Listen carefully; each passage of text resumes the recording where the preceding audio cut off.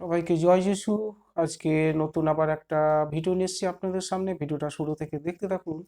আজকের কন্টেন্টটা হচ্ছে যোহন 14 অধ্যায় 21 পদে। এখানে একজন ভাববাদী বলেন যে মানে প্রভুর কাছে সে প্রার্থনা করে বলছে আর কি, যে ব্যক্তি আমার আজ্ঞা সকল প্রাপ্ত হইয়া সে সকল পালন করে সেই আমাকে প্রেম করে। এই কথা কে বলছে? প্রভু বলছে তার শিষ্যকে, মানে সেই ভাববাদীকে, যে ব্যক্তি আমার আজ্ঞা সকল, আজ্ঞা বলতে আদেশ, প্রাপ্ত হইয়া হম, মানে সে সকল পালন করে। মানে প্রভুর কাছ থেকে যে বাক্য বচনগুলো বাইবেল পুস্তক থেকে পাঠ করে আমরা জেনেছি, শুনেছি, বুঝেছি, শিক্ষা অর্জন করেছি, সেইগুলো যদি আমরা পালন করি, মানে সে আমাকে প্রেম করে। সেই ব্যক্তি কিন্তু প্রভুকে প্রেম করে, মানে ভালোবাসি। যে প্রভু সেই ঈশ্বর পিতাকে আমরা তো সবসময় ভালোবাসি। তাই বলছে আজ সে আমাকে প্রেম করে, আমার পিতা যেমন প্রেম করিবেন। হ্যাঁ, মানে পিতা আবার সেই ব্যক্তিকে কিন্তু প্রেম করিবেন এবং আমিও তাকে প্রেম করিব। আর আপনাকে তাহার কাছে প্রকাশ করিব, মানে আপনাকে, মানে আমাদেরকে পরমপিতা ঈশ্বরের কাছে কিন্তু প্রকাশ করবে।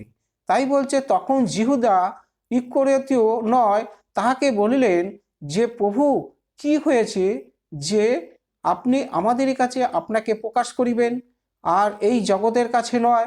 যিশু উত্তর করিয়া তাহাকে কহিলেন, মানে কেউ যদি আমাকে প্রেম করে তবে সে আমার বাক্য সকল পালন করবে। তখন পুনরায় প্রভু কিন্তু সেই কথাই আবার সেই শিষ্যকে বলল, বলছে কেউ যদি আমাকে প্রেম করে তবে সে আমার বাক্য সকল পালন করবে। হ্যাঁ, আর আমার পিতা তাকে প্রেম করিবেন। মানে আমার পিতা, প্রভুর যে পিতা আমাদেরও পিতা। পিতা তো একটাই, পৃথিবীতে একটাই পিতা পরমেশ্বর। সেই পিতাকে কেউ বলছে গড, কেউ বলছে আল্লাহ খোদা, কেউ বলছে মানে ভগবান, বিভিন্ন মানুষের বিভিন্ন রকমভাবে ডাকে। সৃষ্টিকর্তা কিন্তু একটাই।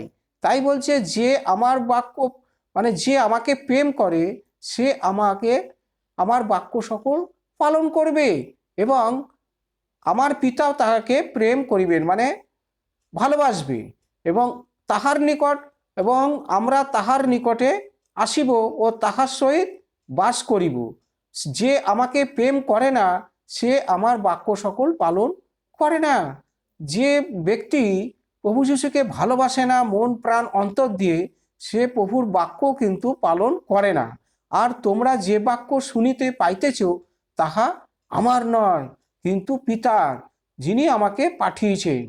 প্রভু যে বাক্য কথাগুলো মুখ দিয়ে বলে সেই কথাগুলো কিন্তু প্রভুর নিজস্ব নয়। পিতা ঈশ্বর পবিত্র আত্মার মাধ্যমে প্রভুর মুখ দিয়ে কথাগুলো বলায়। তাই প্রভু ওই কথাগুলো আমাদেরকে, মানে শিষ্যদের উদ্দেশ্যে বলতে পারে। তাই বলছে আমি যে সমস্ত বাক্যগুলো বলি সেগুলো আমার নয়, কিন্তু পিতার, যিনি আমাকে পাঠিয়েছেন। তাই বলছে তোমাদের নিকট থাকিতে থাকিতেই আমি এই সকল কথা কহিলাম, কিন্তু সেই সহায় পবিত্র আত্মা যাহাকে পিতা আমার নামে পাঠায় দিবেন তিনি সকল বিষয়ে তোমাদিগকে শিক্ষা দেবেন। কারণ পবিত্র আত্মা যদি আমাদের অন্তরে প্রবেশ না করে, নাসরাতের প্রভু যিশুর নামে প্রার্থনা করি, কোনো ব্যক্তি কিন্তু সুস্থ সুস্থতা হবে না, মানে চাঙ্গা হবে না। যে কোনো রোগ ব্যাধি হোক না কেন, যে কোনো সমস্যা থাকলে সমাধান আছে, আর সব সমস্যার সমাধান প্রভু যিশুর কাছ থেকেই হয়। তাই পবিত্র আত্মাই কিন্তু সেই সব সমস্যার সমাধান আমাদেরকে করতে সাহায্য করবে। তাই বলছে যাহাকে পিতা আমার নামে পাঠায় দিবেন তিনি সকল বিষয়ে তোমাদিগকে শিক্ষা দেবেন, সেই পবিত্র আত্মায়। এবং আমি তোমাদিগকে যাহা যাহা বলিয়াছি সে সকল স্মরণ করাইয়া দিবেন। শান্তি আমি তোমাদের কাছে রাখিয়া যাইতেছি। শান্তি, সুখ আসে স্বর্গ থেকে, শান্তিও আসে উপর থেকে। এই জগৎ থেকে কিছু আসে না, কারণ ঘাসের আগায় যে শিশিরের কুয়াশাটা পড়ে সেটাও কিন্তু স্বর্গ থেকে নেমে আসে। আর যা কিছু জগৎ উপর থেকে নেমে আসে সেই জিনিস আর এই পৃথিবী থেকে আর উপরে উঠে যায় না, কখনো না, কোনোদিনও না। তাই বলছে শান্তি আমি তোমাদের কাছে রাখিয়া যাইতেছি, আমারই শান্তি তোমাদিগকে দান করিতেছি।